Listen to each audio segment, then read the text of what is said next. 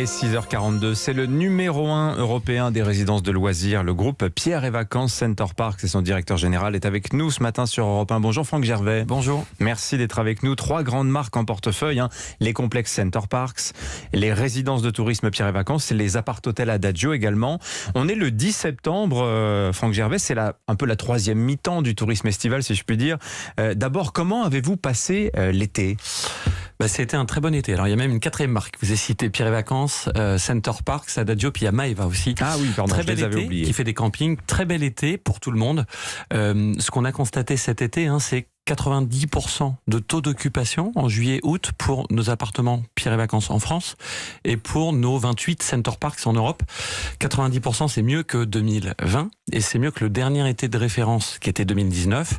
Pour vous donner une idée, c'est 3 points de mieux pour Pierre et Vacances qu'en 2019 en occupation de nos appartements et c'est 6 points de mieux pour les parcs. Ça veut dire que on a vraiment des clients qui avaient envie de vacances, qui avaient envie de se retrouver en famille et qui ont plébiscité le type de vacances qu'on leur donne qui est je me retrouve au cœur de la nature, dans des endroits de qualité, et c'est ce qu'on a constaté cet été. Malgré la météo pourrie, malgré le variant Delta, donc ça a bien fonctionné. Les gens sont partis en proximité finalement. Oui, ils sont partis en proximité. Ce qu'on voit, c'est que vous avez cité météo. On a cette année, il y a plus de la moitié des gens qui ont réservé avec moins d'un mois d'avance. Oui. Ça, c'est exceptionnel. On n'a jamais vu ça. Donc, ça on voit ça dans le transport aussi également. Maintenant, c'est la nouvelle donne. Ils sont partis tout près de chez eux avec très très peu d'anticipation. Ils ont choisi plutôt des réservations qui montent en gamme. Ils ont voulu se faire plaisir, des réservations plus longue. Et puis le variant Delta, passe sanitaire, il y avait eu beaucoup d'interrogations là-dessus. Ce qu'on a vu, c'est que ça n'a posé aucun souci. Au contraire, les gens sont demandeurs. C'est vraiment un élément de réassurance pour eux. Donc il y a eu un effet épargne accumulée et on a investi sur ces vacances d'une certaine manière. Exactement. On le voit sur cet été. On le voit même là sur les réservations de septembre, octobre, qui vont vraiment bien.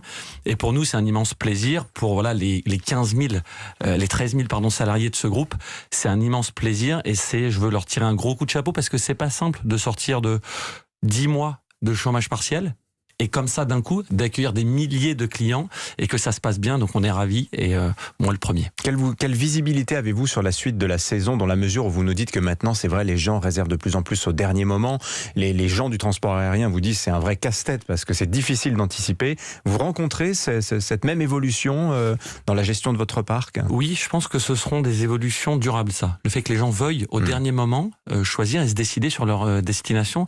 Donc on le voit nous sur des portefeuilles qui se garnissent plutôt dans les toutes dernières semaines, donc il ne faut pas s'inquiéter, c'est normal maintenant. Avec des efforts importants de votre part, c'est-à-dire qu'on peut annuler jusqu'à 48 heures voilà, ça, par contre, c'est ce qu'il faut faire. C'est que si vous ne faites pas cette politique-là, vous êtes à côté des attentes des clients. Donc concrètement, on voit maintenant que septembre marche bien. Pour le coup, la météo nous aide, donc les gens partent en week-end clairement. La Toussaint aussi, on voit se remplit bien. Et puis on a des premières réservations pour l'hiver. Et c'est intéressant de voir que par exemple nos amis anglais, après 2 sports d'hiver successifs dont ils ont été privés, commencent à réserver pour revenir déjà pour l'hiver prochain. Est-ce que j'imagine que oui, vous avez chiffré le bilan des pertes depuis 18 mois. La bonne nouvelle donc c'est que ça repart, mais ce que vous avez perdu de mars 2020 jusqu'à, disons, le début de l'année 2021, est-ce que vous pensez pouvoir le récupérer, Franck Gervais ? On ne le rattrapera jamais, ça c'est très clair. On a fait 2 mois d'été qui ont été très bons, parfait, 2 mois, 3 mois si je compte septembre, octobre.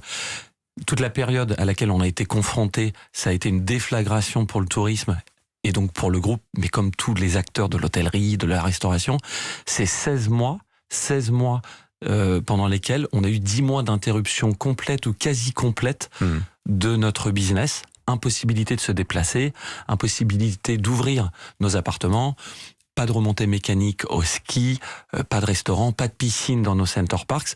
Donc jamais ça ne rattrapera. Et je vous donne un chiffre, c'est que l'impact de ces 16 mois de Covid pour le groupe, c'est une perte de 800 millions de chiffre d'affaires et une consommation de trésorerie de 600 millions d'euros. Oui, les chiffres sont impressionnants. Alors, vous avez dû interrompre, vous n'avez pas eu le choix, il y a plus d'1 an, le versement des loyers aux 18 000 propriétaires d'appartements que vous gérez en leur nom dans les résidences de tourisme, parce que c'est la particularité du modèle. Ces appartements sont achetés par des particuliers. Vous êtes en négociation avec eux, justement, parce que forcément, ils sont très mécontents de ne pas avoir perçu de loyer. Vous venez d'annoncer, il y a 2 jours de cela, un geste commercial envers eux par le biais d'un avenant sur une indemnisation plus conséquente que ce que vous anticipiez. C'est l'effet été, d'avoir fait un bon été qui vous permet aujourd'hui d'avoir ce geste commercial envers les propriétaires occupants. Plus, c'est pas un geste commercial, hein, c'est vraiment un acte de confiance et de transparence envers eux. Ça fait 50 ans que le modèle Pierre et Vacances est celui-ci, donc 50 ans qui bénéficie de loyers garantis. Tout le monde est heureux de ce système, gagnant-gagnant. Tout le monde a subi de plein fouet cette crise, personne ne l'a souhaité. C'est un vrai principe de réalité, c'est ni moi ni eux, et je comprends complètement le sentiment des propriétaires de dire quand même c'est dur pour nous parce que on avait des loyers garantis. Mais oui, mais on a fait nous sur nos center parks pendant cette période, moins 96% d'occupation pendant les périodes de Covid. C'est-à-dire qu'il n'y a pas eu un chat. Donc tout le monde comprend qu'on ne peut pas payer les loyers intégralement pendant cette période. Qu'est-ce qu'on a fait pendant cette période où on a eu des taux d'occupation en forte baisse? On a dit on vous paye 50% des loyers. Ce qui est mieux que tout ce que fait le marché, nos concurrents. En plus de ça, on a donné des bons séjours, près de 3 000 € de bons séjours pour créer un vrai pouvoir d'achat. Et là où le business repart, eh bien, on dit, on n'attend pas octobre, on n'attend pas décembre pour revenir vers vous, mais ça repart. Et donc, dès maintenant, dès le 1er juillet 2021, rétroactivement, on vous règle de nouveau 100% des loyers qu'on vous doit, parce que ça a été dur dans la période où il fallait faire des efforts ensemble.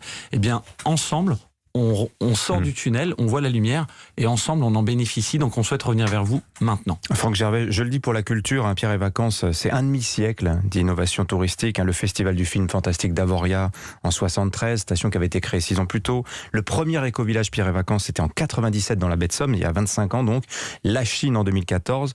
Est-ce que vous allez pouvoir continuer cette politique d'investissement et d'innovation compte tenu des pertes générées par le Covid? C'est indispensable. C'est indispensable. Pourquoi ? Parce que le tourisme vit une véritable mutation. Que nous disent les clients pour aujourd'hui et demain? Ils nous disent, je veux vivre des vacances qui me permettent, moi, de me reconnecter aux choses essentielles. En famille, proche de la nature, la découverte des territoires.